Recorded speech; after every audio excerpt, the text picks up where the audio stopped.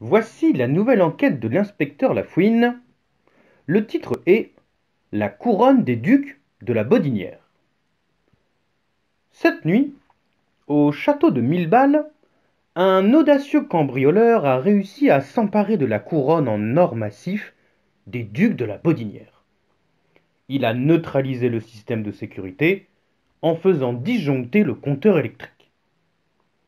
Alerté par Jean-Hubert de Guerlas, le dernier duc de la Bodinière, l'inspecteur Lafouine commence son enquête.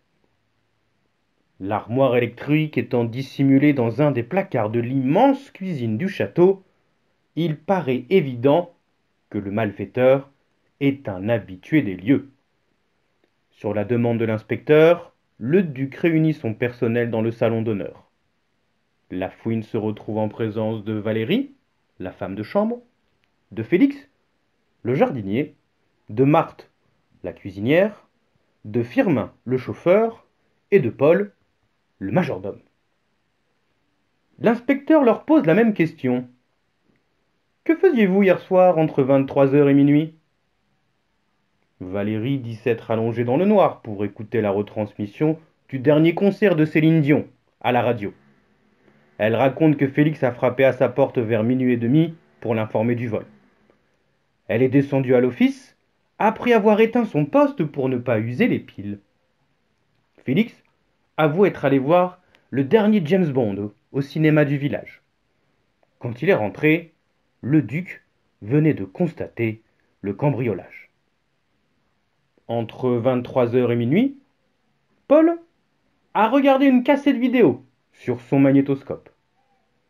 Après une journée de travail, il aime se décontracter en se passant un bon vieux film des années 50. Il apprécie particulièrement les comédies musicales avec Fred Astaire. Une fois sa cuisine nettoyée et rangée, Marthe est montée dans sa chambre.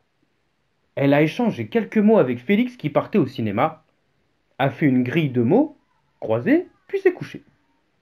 Elle n'a appris le vol qu'à son réveil vers 6h15.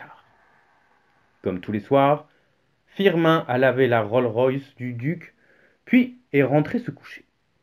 Il est le seul employé à être logé dans les dépendances du château. Il n'a pas été touché par la coupure de courant. Jean-Hubert de Guerlas confirme avoir vu Félix dans le hall du château alors qu'il prévenait la police par téléphone. L'inspecteur Lafouine ne met pas longtemps pour trouver la personne qui a menti. Alors, à ton avis, quel est le nom du coupable et comment l'inspecteur l'a-t-il découvert?